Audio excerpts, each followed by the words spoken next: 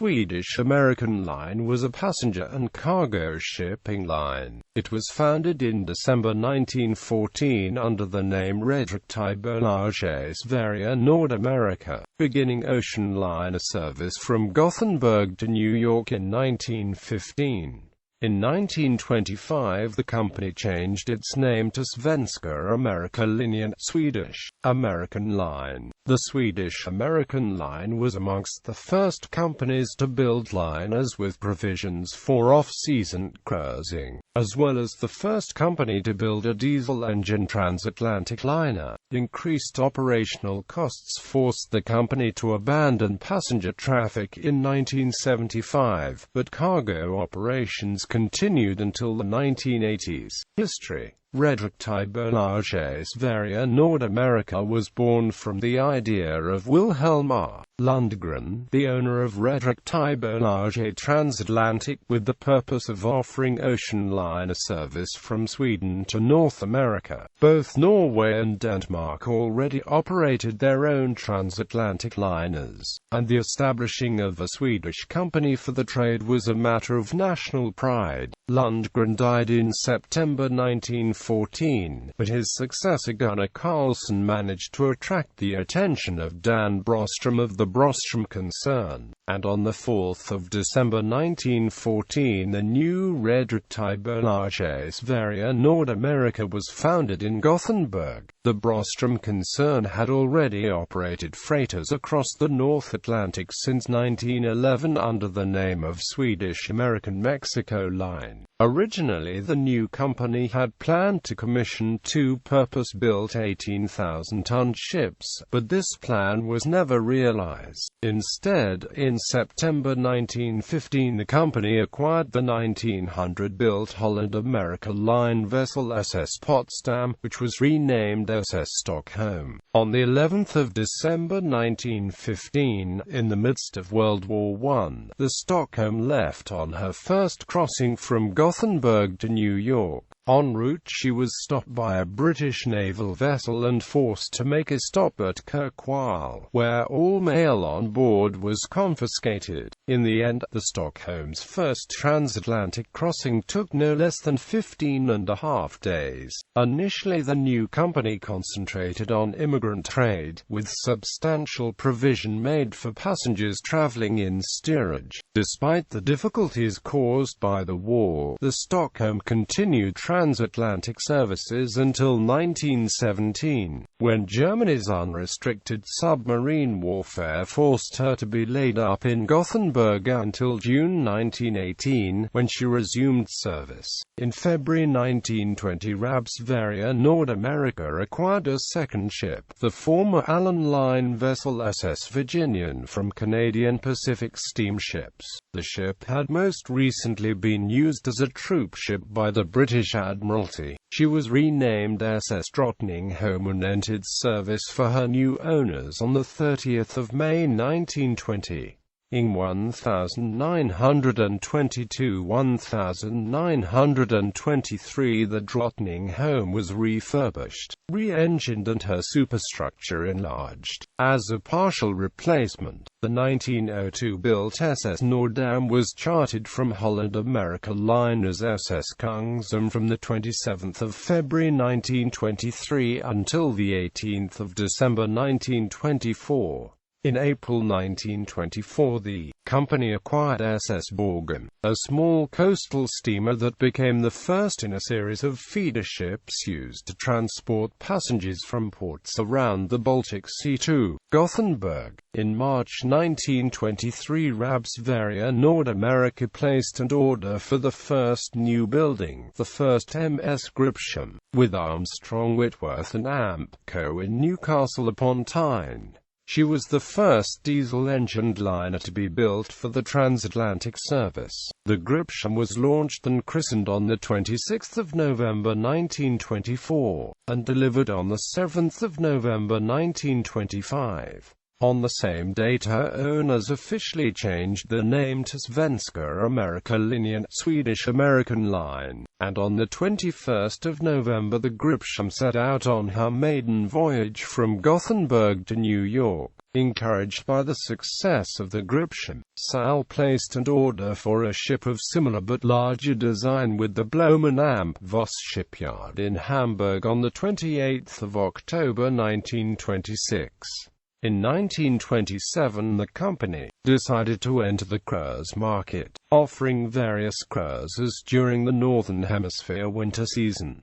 On 17 March 1928 the new MS Kungsholm was launched at Bloemen Amp Voss. The Kungsholm's interiors were designed with off-season cruising in mind, with her passenger capacity shrunk from 1344 on liner service to around 600 for cruising. She was also one of the first liners with interior decorations in Art Deco style, following the lead of the SS Île-de-France, built in 1927. The ship was delivered to Sal on 13 October 1928, and left on her maiden voyage on 24 November 1928.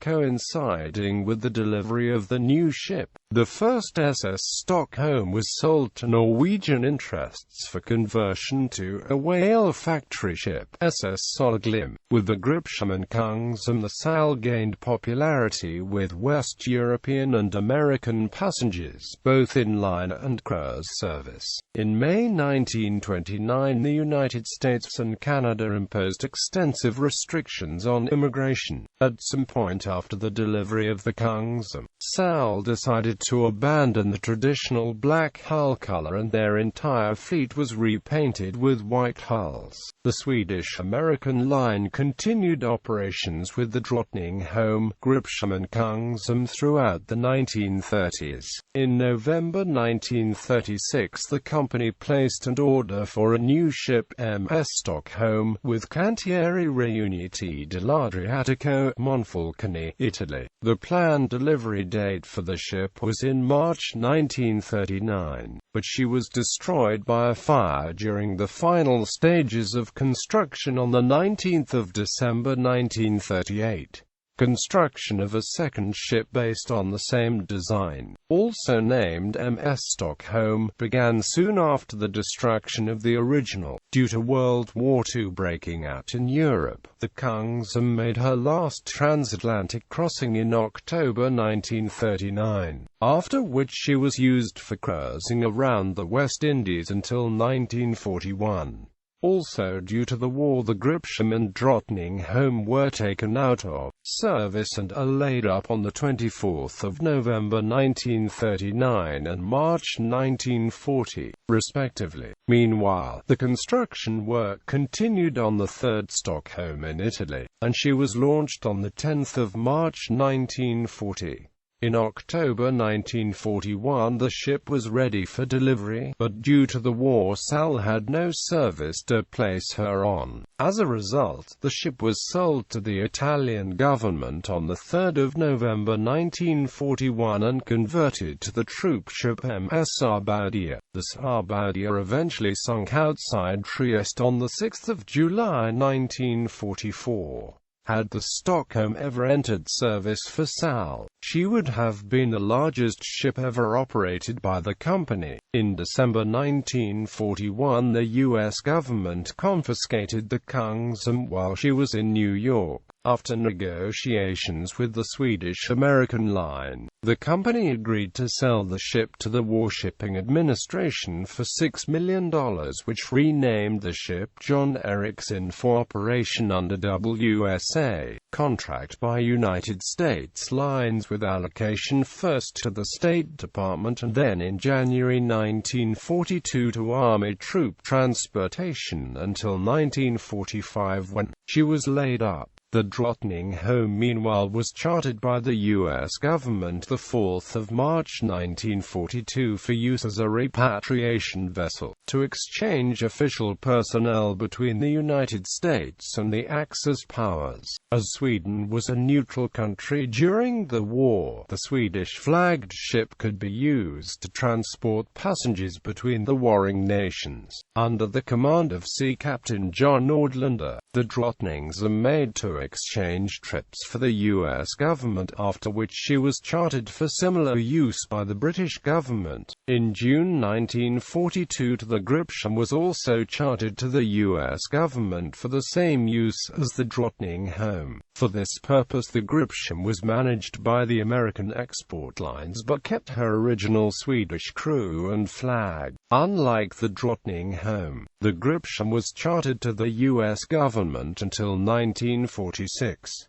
Together the Drottningholm and Gripsholm made a total of 33 repatriation voyages. During the war, in October 1944, before the end of World War II, Sal placed an order with the Gothenburg shipyard in Gothenburg for a carguard passenger liner of 12,165 gross registered tons. In March 1946 the Swedish American Line recommenced commercial service, with the Drottningholm setting on her first post-war crossing from Gothenburg on the 26th of March 1946, while the Gripsholm set out on her corresponding crossing from New York on the 31st of March 1946. On the 9th of September 1946 the company's newest ship was launched at the Gothenburg shipyard and named MS Stockholm. The new Stockholm was the product of an entirely different thinking from her two predecessors with the same name. Instead of offering luxurious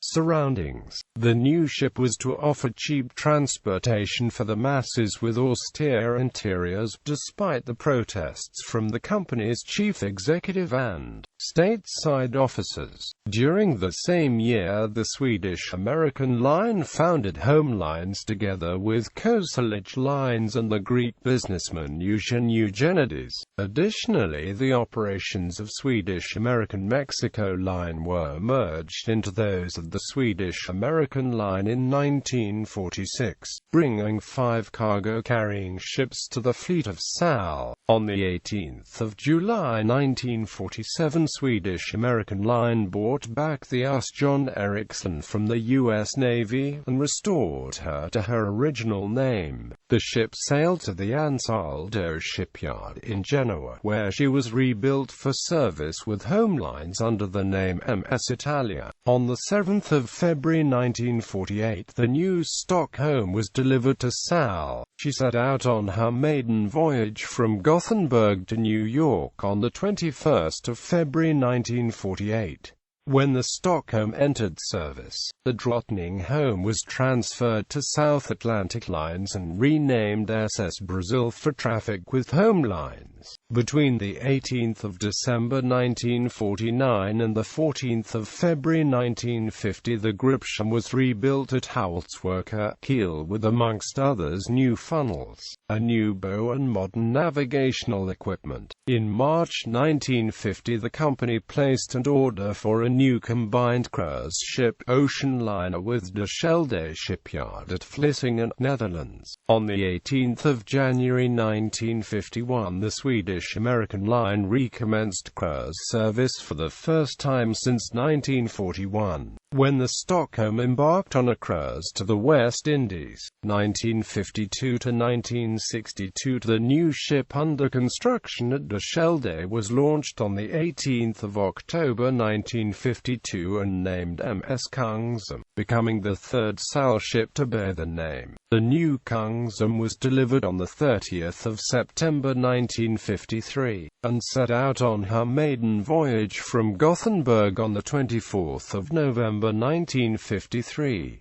Following the Kungsholm's delivery the Stockholm was rebuilt with larger passenger accommodations. Coinciding with the completion of the Stockholm's refit the aging Gripsholm was sold to the North German Lloyd, becoming their MS Berlin. On the 14th of September 1954 Sal ordered another new ship, essentially an enlarged version of the most recent Kungsholm, from the Ansaldo shipyard. The new ship was was named MS Gripsholm and launched on 8 April 1956. On 25 July 1956, the Stockholm collided with the SS Rederiaktiebolaget outside Nantucket in one of the most famous maritime disasters of the 20th century. 47 people on the Rederiaktiebolaget were lost, while 5 members of the Stockholm's crew were lost in the collision. Several of the Rederiaktiebolaget's passengers were rescued by the Stockholm. She was able to return to New York under her own power, and was subsequently repaired at Bethlehem Steel, returning to service on 5 November 1956.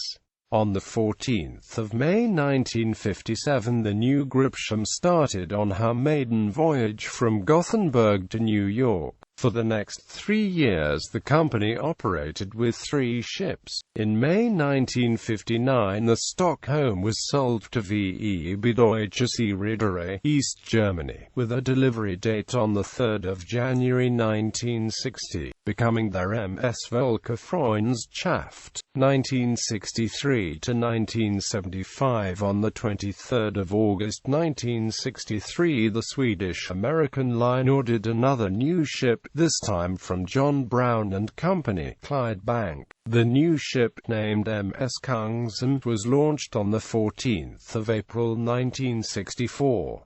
Her design featured several cruise-friendly innovations, including all-outside cabins and large lido decks. In preparation for the delivery of the new Kungsholm, the old Kungsholm was sold to North German Lloyd on 5 October 1965, becoming the third MS Europa. The SAL operated with just one passenger-carrying ship until 24 April 1966, when the fourth Kungsholm was delivered. She began service with a transatlantic crossing from Gothenburg to New York, after which she was used for cruising around the world. In 1966, SAL's ships made only 9 transatlantic crossings. In 1965, SAL had founded Hovloyd together with Swedish Lloyd to offer a fast hovercraft connection across the English Channel. Hovloyd began operations in 1966